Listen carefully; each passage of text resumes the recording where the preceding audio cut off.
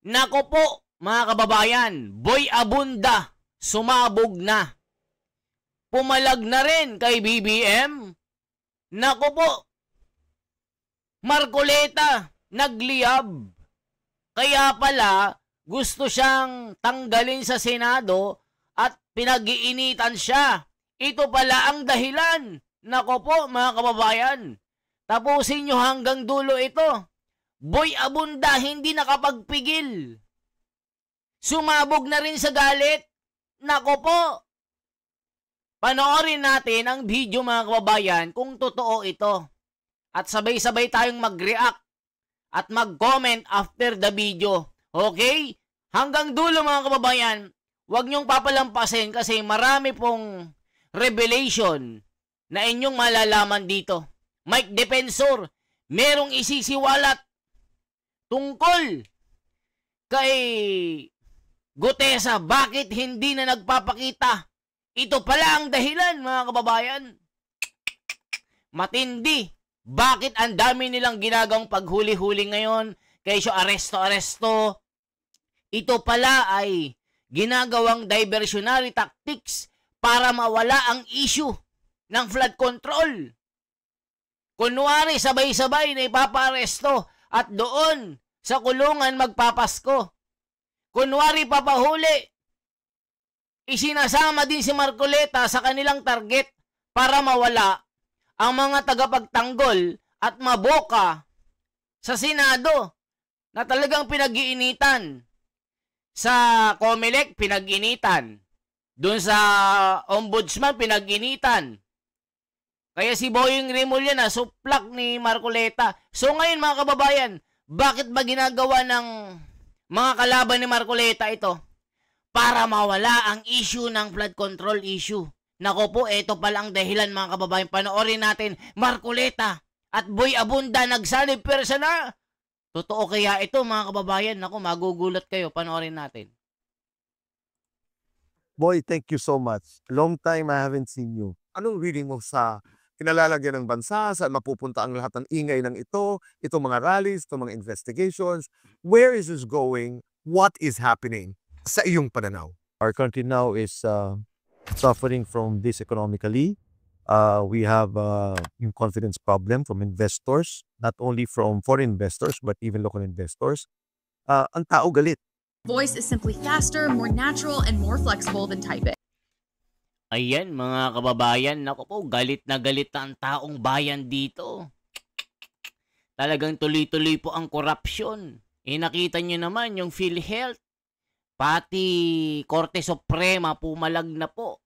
Pinalagan na si BBM, pati si Recto na the tax boy. Na ngayon, tila naninilikado at kakasuhan po ng plunder ito.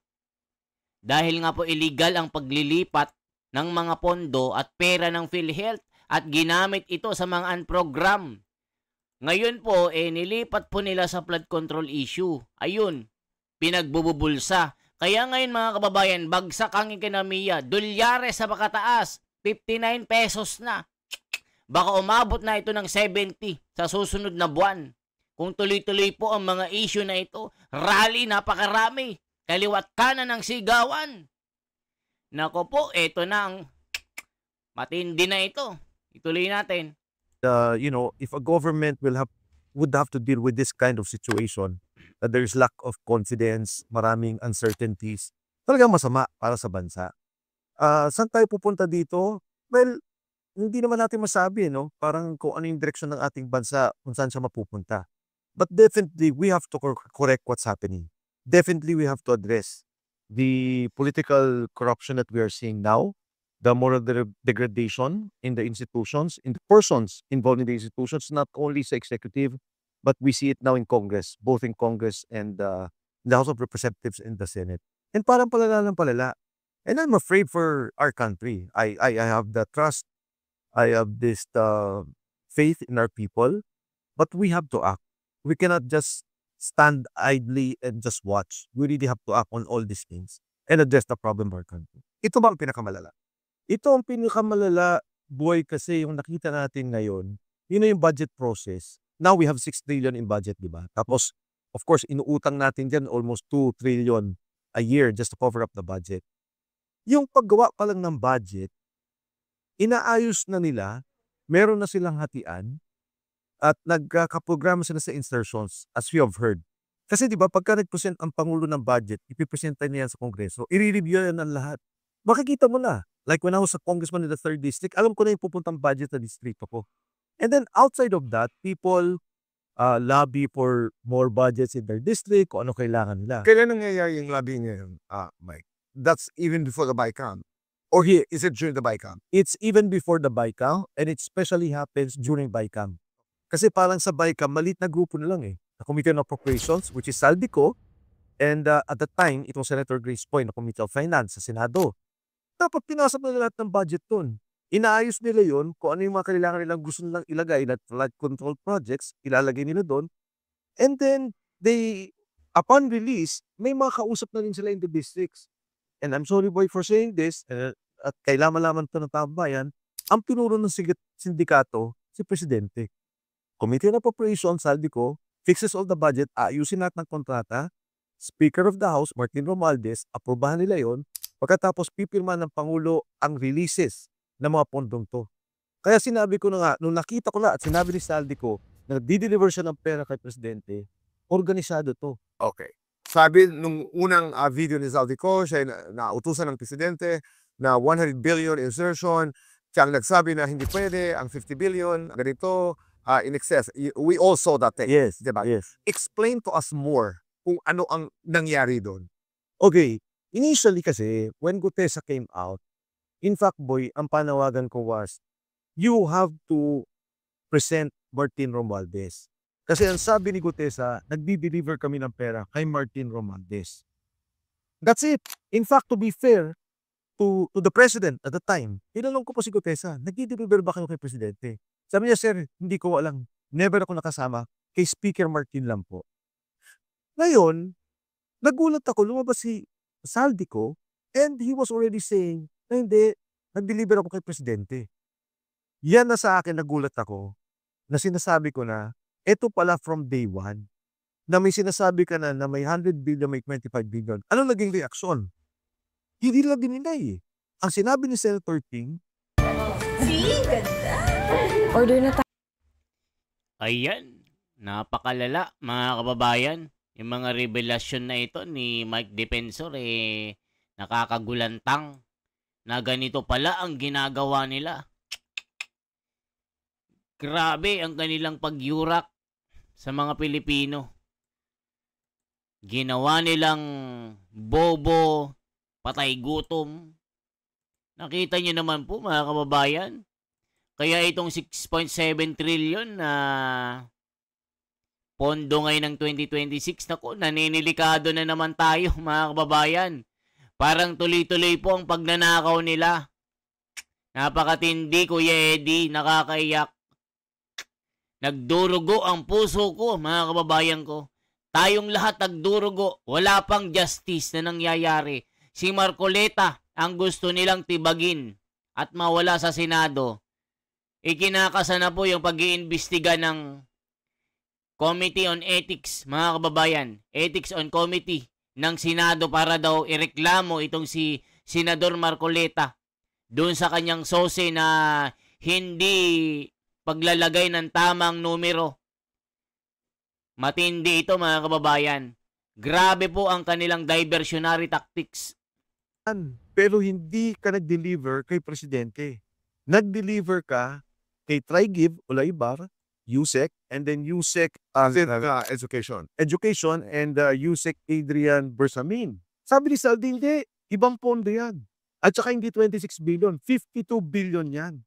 So can you imagine, nagkakagulo sila sa kwento, that already you're looking at 25 billion plus 52 billion pesos. 77 billion. Isisingit ko lamang ito because I heard an interview of Congressman Toby Chanco. Yes. Na ayon sa kanya, ay ang naratiba ay may nagdi-deliver ng pera sa Presidente doon sa Malacanang. Particularly a certain house in front of the Malacanang. Aguado. Na ayon sa kanya, ay walang kinalaman ng Presidente dahil ito ay bahay ni former Speaker Martin Romualdez. That's correct. How does it play into your now? Okay. Si Congressman Toby Tiangco, yung kanyang kinikwento lahat, no? On the insertions, what happened. Tama yun eh. I think ang difference lang namin is, where does it stop? Kay Congressman Toby Tiangco, ang pinapoint out niya, hindi umabot kay Presidente yan. Walang alam si Presidente dyan. Ako, ang pinapoint out ko, okay, etong mga kasama niya, yung kanyang henchman, Committee on Appropriations, sinasabi, tumanggap siya. Number 1. Number 2, siya nag-approve ng budget. Number 3, and most importantly, siya nagre-release ng budget. So on all counts, merong responsibilidad ang Presidente para sa akin. Allegation lang naman ito. Ano? Okay, pwede bang halimbawa, let's take out the names. Okay, let's take out the names. We have a Speaker of the House who's corrupt. Okay, ito'y gumagalaw, ito'y nagnanakaw sa pera ng bayan. Okay. Kaya ba ng Speaker gumalaw na hindi alam ng Presidente? I'll tell you this. Pag tinignan mo yung flood control programs, there is a program under NEDA. National yung Development Authority. National Economic Development Authority. NEDA. Merong programa ang DPWA. So nakikita nila talaga yung requirements ng flood control based on the development of our country. So sinasubmit nila yung budget based on the NEDA flood control project. So alam po kaagad, pag submit po pa lang, ito yung mga programang gusto mo. Pag na lumabas na to, at kung saan-saan na lumabas yung mga flood control na hindi naman kailangan, not required, not part of the program, you know that there's already a problem. Now, in the release of those projects, again, dadaan na naman sa iya. The approval is with you, and then the release are with you. Pag nakita mo yung program gumagalaw, even before the program budget is moving, then you know that there's a problem. Magtataka ka. Antindi mga kababayan meron pa nga dito yung bagman ni BBM. Ito mga kababayan. Di umano'y bagman ni BBM nagbitiw sa gitna ng flood control iskandal. Ito po yung si mga kababayan yung si Cadiz. Ito Marcos aide Jojo Cadiz has ties to contractor with Big Ilocos Norte project. Nako po. Grabe ang mga tauhan ni BBM na mga ina-appoint niya. Puro contractor. Puro bagman. Ang tindi, mga kababayan. Ralph Recto, isa ding gahaman. Nilustay ang PhilHealth budget. Ayun. Nilipat sa kabila. Sa National Treasury, ayun, nilagay sa flood control. Yun ang pinagbubulsa nila. Tindi nito, mga kababayan ko. And, ang nangyari dito, boy, kasi, kaya naman naging malakihan tong usapan na to, you're talking of 300 congressmen. Lahat sila required sa 25%. Lahat sila. So, alam nila lahat at nagugulat sila, ang laki naman. Bakit naman ganon? So, what I'm pointing out, boy, is, again, without personalities, naging systemic and organized. What's happening? Dati, presidente ka, may mga departments, merong gumalaw dito sa, let's say, DSWD. Merong gumalaw ng kung ano mang mga, whatever bidding that they have there. Let's say, rice. For Baguio. Hindi mo na makikita yun as president. Diba? Wala ka nang alam dun. Pero if you're talking of billions of pesos, iba yun. Iba yun. Between the Speaker of the House at an APRO, kaya ba gumalaw ng APRO Oh no. na hindi alam ng Speaker? Never. Cannot, never. So, puntahan natin ang kwento ni Zaldico. Bakit, Mike, sinasabi ni Zaldi na hindi ako kumita ng isang kusing dito sa perang pinag-uusapan? Tinanong din sa akin yan. And in fact, ako sasabihin ko tagad dito sa iyo, boy, hindi ako naniniwala. Kasama ka dyan, involved ka dyan, kumita ka dyan. Pero alam ko rin na buwaporma sila from a legal point of view. Okay. That at a certain point, they would have to defend themselves. No? Kaya sinasabi niya na ganito. Pero as to the paper trail, as to the ledger, alam mo si Saldi, may libro eh. Hindi ko ito, kakwento ko, boy, hindi ko maintindihan to eh. Sabi ni Sergeant Gotesa, inakyat po namin, sir, yung 45 na mga 46 ng mga maleta. Inakyat niya, iniwan niya yung 15 sa kanya. Bumaba yung 31. Sabi ko, Parang illogical, ang bigat eh. Sabi ko, bakit yung ginagawa yun, Sal? Sabi niya, sir, hindi ko alam eh. Tapos naisip ko ngayon that is coming out, pinipicturan niya. Pinipicturan niya lahat ng maleta pagkatapos ng deliver na. Kasi boy, dito hindi na bilangan ng pera. Biluhan na. Kino. Sabi ko, paano pagbilang ng pera? Ang dami nun. Sir, may kino ho. Sabi niya, alam niyo ba, sir, na ang 1 kilo, nung ko lang din nalaman, ang 1 milyon is 1 kilo. And sabi niya, ang isang bag na gano'n, naglalaman po ng 48 million. Okay. So sabi ko, paano mo nalaman 48 million? Kasi po may post-it. So, pinipicturean pala niya, nire-ledger niya, lahat din-document niya. So lahat ng to, documented niya. So the question is, bakit siya iba yung sinasabi niya, hindi siya kumita? I would think advised by the lawyer. Huwag mo na sabihin to, huwag mo na si Saldi. Sinasabihan siya ng gano'n. Pero as to the truth and veracity of what he was talking about, totoo yun. Bakit niya ginagawa yun? Para sasabihin niya, ito 30 maleta diniliver ko sa'yo. 40 maleta diniliver ko sa'yo. Now, I'm putting it together na, ay, huwag kala yun. Pero hindi niya sasabihin na 15 lang ang akin ha, yung 31 napunta sa'yo. Ay, happy ano nang ginagawa. Ito pa, sabi sa akin ni Sergeant Gotesa, every day may nagdi-deliver ng pera. Sa Ladybug, sa Valle Verde.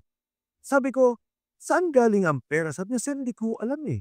Hindi ko nakikita. Basta si Mark Texay, itong dalawang tayo, hindi pa ito pinapatawan, and si Paul Estrada po ang tumatanggap. Iniipon sila ay staff ni Saldico. Okay.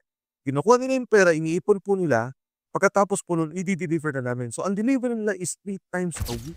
Work today is broken. We're all working in too many Nakakaiyak po ng mga eksena na pagnanakaw ito, mga kababayan. Isipin nyo, everyday na ginagatasan tayo. Everyday na pinagnanakawan tayo. Hanggang ngayon walang nakukulong. Tapos ang gusto nilang hulihin si Marcoleta pa. Saan ba yung hustisya, mga kababayan? Nasaan ang hustisya ngayon? Tapos ang kanilang pinag-iinitan, yung anti-dynasty law. Kasi nga po, ayaw nilang maging presidente itong si Sara Duterte. Pero parang malabo na ipasa ng Kongreso kasi nga pati sila tatamaan. Nako po, yan po yung ginagawa nila. Pati si Marcoleta kinakasuhan eh. Rich boy, I think, hindi pa babalik 1 billion ang delivery every 3 days. Can you imagine, ito yung klase ng gobyerno na nakikita natin. Balikan ko lang yung corruption, Mike. Kasi, you have the political actors dito sa isang banda. Tapos meron kang sistema. Paano pa ang nangyayari? Halimbawa, let's talk about DPWH. Ang nagre-release ng pera, halimbawa, napunta ay 3 billion sa isang kongresista. Yes. Saan ang gagaling ang pagbabawas? I'm not talking anymore about the 100 billion in Serio, etc. Yung doon na sa, paano ba kumikita? Paano ba ang corruption nagaganap? Pag pumasok sa isang district, ang mga contractors, usually may kaibigan na sila dyan, may kasama na sila dyan. So when they make a bid, okay, mananalo yung kaibigan, and then may arrangement siya sa congressman, kung sino man yung nakopo. And it's been happening. It's an open secret in Congress, open secret in DPWH. I'm not going to dignify Zaldico's statement. Yun ang sinabi ng presidente ng Pilipinas. Ang sinasabi nila ay, hindi naman sworn statement ang sinasabi ni Zaldico. Wala namang ebidensya. I mean, these are all his statements. Ba't kami maniniwala? Unang-una, si Saldico, dati pa lang sinasabing may kinalaman. Okay, for 4 months, hindi nila kinusuan si Saldico. Ang sinasabi nila si Saldico may problema. Si Saldico ang mastermind. Si Saldico ang magnanakaw. Siya ang gumawa ng lahat ng to. Ngayon, nagsalita yung magnanakaw. That has probative value. And I'd like to borrow hindi ko to idea, sabi ni Atty. Respicio, sabi ni Harold, sabi niya may gunman na Marel pumatay. Nung nahuling gunman, sabi niya, ito yung mastermind. Parating binibigyan ng value yun. Now, in the case of Saldico, sabi niya, umuwi ka rito para anuhan mo. You take an oath and you Face the music. face the music. Ako hindi. He can do it even from abroad. He can do it na pwede siyang pumunta sa consulate or sa embassy, ipa-notarize niya doon sa embahada natin. Pangalawa, yung Senado o yung ICI, anyway, yung ICI wala namang rules. But yung Senate, may rules yan. They can always suspend the rules and accept a Zoom confession under oath ni Saldico. It can be done. Pero magugulat ka, 4 na buwan tahimik sila. Nung nagsalita na siya ng Bongbong Marcos, I think in 7 days, napailan siya ng kaso. In 7 days, makakancel ang passport niya. O yan, mga kababayan na kung talagang seryoso po sila, pwede namang via Zoom. Kaya pala kinat at kinanceled ni Ping Lacson sa Blue Ribbon Committee na naka-schedule po na mai-interrogate po siya at ma-investigate doon sa via Zoom. Yun nga lang, nung natunugan nila na hindi nila mapipigil at makokontrol si Saldico, hindi na po nila binalak na mag-zoom ito para investigahan at ipahayag yung kanyang mga kinanta. Ayun, ginawa. Inilaglag siya ngayon ng kanyang mga kumpare. Yung mastermind, dinawit niya. Wala, sinabi na loko-loko itong si Saldico, may sayad. DDS ito. Samantalang nung unang-una pa, ay kamping-kampi sila kay Saldico. Ngayon na kinanta. Gaya nga sabi ni Defensor may gunman. Tapos nahuli yung gunman, tinuro yung mastermind, hindi raw totoo. Ayun. Nagka-hetot-hetot na. May dalawa pang tao, Mark Teksay and Paul Estrada. Hanggang ngayon, hindi ko pa May pulled to any investigation. Never been, walang case 5. Sinabi ni Alcantara pangalan, sinabi ni Saldico pangalan, sinabi ni Bernardo pangalan. Pero hindi sila nagtatago. They can be found. They're just waiting to be invited. In the same way that they're looking after, they're chasing Saldico, they can do that to Mark Teksay and to Paul Estrada. Etong dalawang to, assistant lang to ni Saldico. Si Saldico may pera yan, he can hide, he can go anywhere, may mga aeroplano siya. Etong dalawang to, in 3 days, kaya nila mapauwi ito. At nagtatanong ka at itinanong mo na ito ng ilang beses kung bakit hindi pa sila ipinapatawag. That's correct. Ng either ICI or ng Senado. Pag itong dalawa nagsalita, hindi ko alam, sigurado ko kay Martin Romualdez. Hindi ko alam kung si Presidente alam din nila because ito ang dalawang assistants ni Saldi na nagdi-deliver ng pera. Anong ibig sabihin ng hindi ka sigurado kay Martin Romualdez? What the fuck? Ang tindi. Naku po.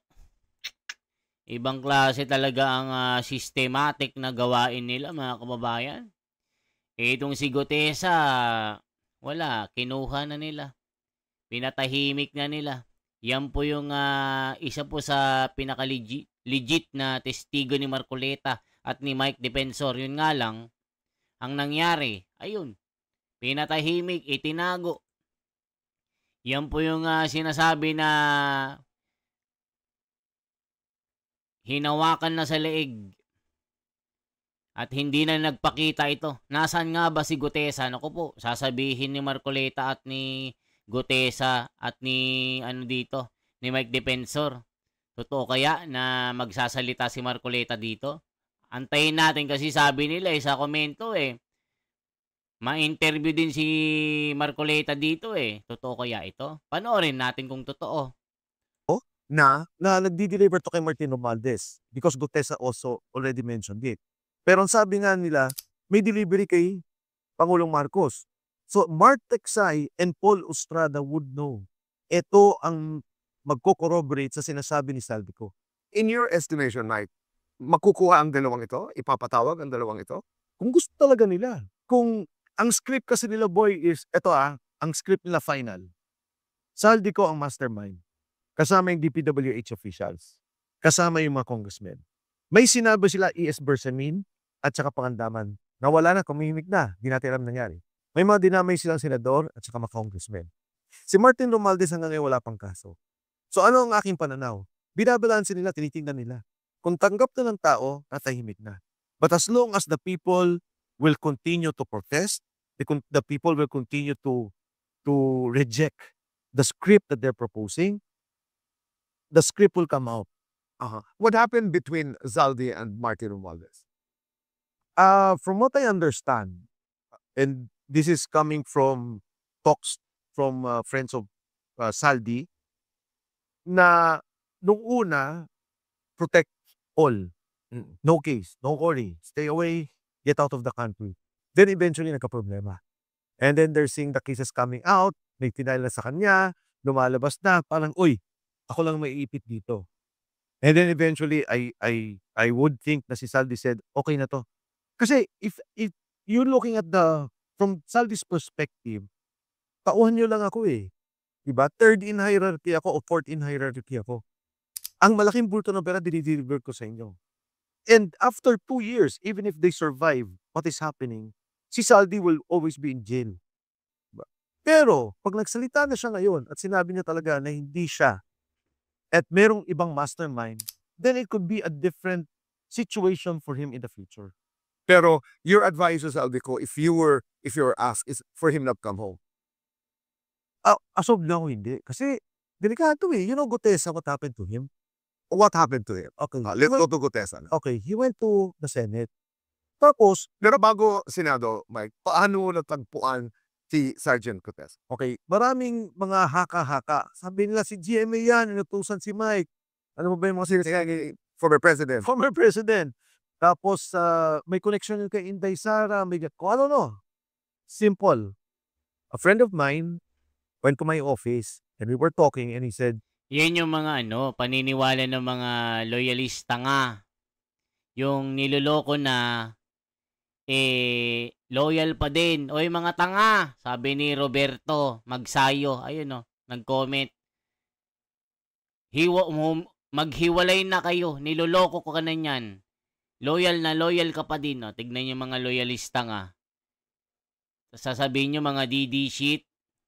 Masyadong panatiko. Gayong panatiko, niloloko na kayo. Tuloy-tuloy pa rin kayo sa paghanga.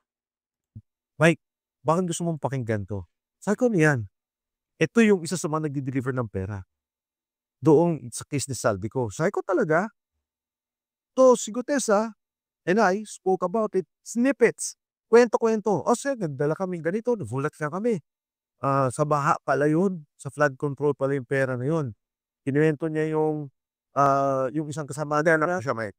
hindi, Nagkita talaga. nagpunta siya sa akin. Okay. Nagpunta siya. Tapos, the reason why siya nagkwento sa akin, kasi that time, Senator Marcoleta was chairman of the Blue Ribbon Committee. So, I guess he wanted to give guidance or he wanted to tell his side of the story. I went to Senator Marcoleta, sabi ko, gusto mo kausapin ng tao to. Sabi, sino ba yan? Kilala mo ba yan? Sabi ko, kilala ko, yun nagpakilala. And trusted ko yung nagpakilala. And I'm sure, okay itong sinasabi ni Sergeant Gutesa. Sinabi ni Gutesa, nagkwento siya. Lahat ng kinikwento niya. Marcoleta appealed to him. Sabi ni Marcoleta, Senator Marcoleta, alam mo Sarge, sabi niya, itong nangyari sa bansa natin, grabe na. Itong ganito, sabi niya, sobra na. Maawa na tayo sa mga anak natin. Sabi niya, kung pwede, magsalita ka na. Kasi supposedly, grupo sila na magsasalita. Alam mo, nung nag-uusap kami sa Sergeant Gutesa, sabi niya, Sir, ano yung tingin mo mangyari sa akin? Ako, alam mo Sarge, normal yan, babatikusin ka, sisikat ka, manang. Ang sabi pa niya sa akin wala naman sir sila mababati ko sa akin, sundalo lang naman ako. Why was he coming out? Why was he willing to talk? Mukhang sa circles nila, nag-uusap sila ng, grabe, ito pala yun. Ito pala yung pera. Tapos, binaha yung kamag-anakan niya, binaha yung asawa, yung pamilya ng isa. So may personal na harana sana ganun. Oo, tapos parang inaano nila, ito pala yung pera dinideliver natin. Kasi flood control height of the flood control investigation. Tapos yun nga, nakikita lang billion-billion. So, when Sergeant Gutesa eventually decided, one of the provisions of this affidavit was nagre-request siya ng witness protection program. Pero nagulat ako nung Senate hearing, hindi naman niya nireject. Sabi niya hindi, di ba? Oo, naparol siya yun. Oo. Initially, after nung doon na kami nakita, kinupkup siya nung mga kasama. I'm sorry, Mike. Tama ba? Publicly niya sinabi na hindi niya kailangan. Yes. Di ba? Yes. Okay. Pagkatapos, after nun, boy, nawala na siya. Hindi kami nag-uusap lang kami through a third party. And then sabi, okay siya, lahat ng reports, okay naman siya, tapos yung pamilya, okay naman. Then eventually, nang kuha ng reports, hindi na siya makalabas. Detained na siya. Pagkatapos doon, di ba na-deny yung Navy, okay lang sa akin. I mean, it's okay, I understand that they have to deny it. Ngayon ata, wala na siya doon. Meron kami nakukuha reports kung nasan siya. But anyway, boy, napabaliktad na nila. Oh, because just before the first video of Zaldico, napabalita that he recanted. Yes. Oo, na bumaligtad na babawiin niya lahat ang kanyang sinabi. Yes. So what is your story? Nung nalaman ko na yung pag-recant niya at yung dinedyo pa siya, yun ang pagkakalam ko, no? Coming from the reports coming from the family. Siyempre nalungkot ako. Tapos medyo nagalit ako. But eventually naisip ko, hindi kawawa yung tao eh. Paano mo sisisihin yung isang tao na nag-isip para sa bayan, pagkatapos ngayon naman yung pamilya na iniipit. Yung pamilya niya may danger. So, kung ako man yun, siguro pipirmahan ko lahat ng papapirmahan nila at sasabihin ko lahat ng gusto na sabihin. Kaya nga nag-a-appeal ako, napakawalan na nila because nung una, nung sinabi na ni Saldi ko na nagdi-deliver akong pera, sabi ko okay na. At least si Gutesa hindi na siya yung main na naging problema. Eh biglang sinabi ng second part, totoo lahat na sinabi ni Tamang Gutesa. sinabi, oo. Naku, sabi ko, nawala na naman. Hindi na after that, hindi na namin siya alam kung nasaan. I will not engage, sabi ng presidente. My conscience is clear, sabi ni Martin Romualdez. May mga calls pa na, no, we're not going to call for anybody's resignation. This is transparency rally. This is an accountability rally. What do you make of this whole thing, Mike?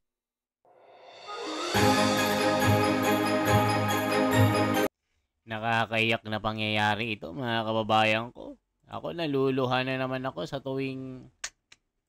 Kasi nakikita nyo naman yung mga nagaganap ngayon eh. Talagang injustice na, mga kababayan. Wala nang katarungan eh. Tapos tuloy-tuloy pa yung kanilang pagbubulsa ng pera ng bayan. Nakakaiyak. With the analysis of some group is that they're saying, you know, para sa akin, boy, pag sinabi mong BBM resign, it is not only about the person. It is the office of the president. You have failed in governance. You have failed in stopping corruption in your administration. And I will go even to the extreme of saying, you knew and you were the head of the organized corruption happening in government. Now, up to the president to prove himself innocent. Kailangan niyan sagutin si Saldico. For 3 years, he was the chairman of the Committee on Appropriations. You do not become Committee Appropriations chairman if the president doesn't want you to be the chairman. The Speaker of the House, poder din ng presidente yan.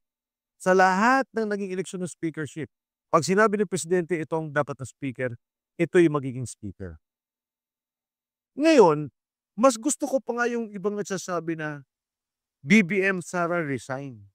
Diba? Congress abolish, Senate abolish, puro kayo corrupt. Mas malinaw pa sa akin yung ganang panawagan. Pero sa akin naman, extreme yun. Because from my point of view, etong kay presidente na nangyaring corruption with the budget came from his office, headed by his office as president of the country. Speaker, Committee on Appropriations. Sabi nila, may corruption din dito sa OVP eh. Okay, sinasabi niyo OVP. First and foremost, pending yan sa COA. You're talking of 800 million pesos. The actual na pinag-iimbestigahan ngayon sa COA, out of 125 million, is 73 million pesos. I'm not gonna go into details, but the point is, you read the COA review of all departments. On average, DSWD, lacking of documents, deficiencies, 5 to 10 billion. Pumunta ka ng DPWH, 50 billion pesos. Pumunta ka ng Department of Health, lacking in documentation, requirements, deficiencies, rejected, disallowed. Ilan tong bilyong piso? Ang punto ko, yung mga opisina lahat nagkakaproblema from time to time as a public office. Because when the COA reviews your budget, you have to make proper submission. You have to complete the requirements. Lahat kami may mga pending reviews. Pero itong corruption na nangyari, na insertion, delivery, klaro laking kwento ni Saldico. Klaro na nakikita natin sa program funds. So, going back to my point, sabi mo, re-reject lang nila, hindi totoo. Tama. At yun naman talaga magiging legal position ng mga taong to. Pero, hindi tanga ang taong bayan. Hindi tanga ang mga taong nanonood, nakikita na ano talaga yung nangyari. Everyone reads, everyone tries to find out ano ba nangyari sa bansa. At lahat tayo bulat. Lahat tayo parang, wow, shock. Ganito ba talaga nangyari? Oh, mag-comment kayo mga kababayan. Ako po, I find Boy Abunda better than most journalists nowadays. Dito na pumapasok ang isang Boying Rimulya na pinipilit nilang i-appoint bilang ombudsman para protektado sila dahil alam nila na lalabas itong issue ng kawalang hiyaan nila. O God, hindi sapat ang mag-resign. Dapat i-firing squad ang mastermind. Hay, sana buhay pa si Sergeant Gutesa, kawawa naman yung tao. Lubog na lubog ng bansang Pilipinas, justice no more. Sobrang nakakalungkot ang sitwasyon natin, maraming plunderers, criminals in our government. Kaawa-awa ang Pilipinas kaya walang may respeto sa mismong mga politikong Pilipino ang lumalapastangan sa kapwa nila at ng Pilipinas. Grabe on point talaga. Whatever you say, Mr. President, this falls on you. BBM and Martin needs to rot in jail. PH need to step out and save the country. Tapos si Marcoleta ang kanilang hinahabol, mga hinayupak. Nako po mga kababayan. Yan po ang mga pasabog ni Boy Abunda at ni Mike Defensor Santiago. Ay, Mike Defensor, dating congressman ito. At ni Marcoleta. Di ba si Marcoleta lagi nilang binabanatan? Gusto pang kasuhan ng ombudsman at ng COMELEC dahil sa SOSE daw. Nasaan ang hustisya ngayon? Mga kababayan, mag-react po kayo. Sana mag-comment po kayo. Damihan nyo ng comment, damihan nyo ng share para po malaman ng taong bayan kasi ang dami pong paikot-ikot ngayon. Gusto nila mawala yung issue ng flood control. Sana wag tayong mabubulag sa kanilang mga marketing. Ngayon, ang dami nilang binibuild up. Si Marcoleta ang kanilang pinaka-main target ngayon para mawala yung pinaka-boka sa Senado. Para mawala yung issue ng flood control. Tulungan po natin si Marcoleta, mga kababayan, na ilabas ang katotohanan. Okay po? Once again, ako si The Wonders Philippines for transparency, for a better democracy. I-like, i-share nyo po itong video ito at mag-subscribe kayo sa ating YouTube channel. At sana po mga kababayan, mga kapatid OFW, i-comment nyo po kung saang lugar po kayo para ma-replyan ko kayo isa-isa. Okay po, salamat po ng marami. Yan po ang ating pasabog. Mabuhay po.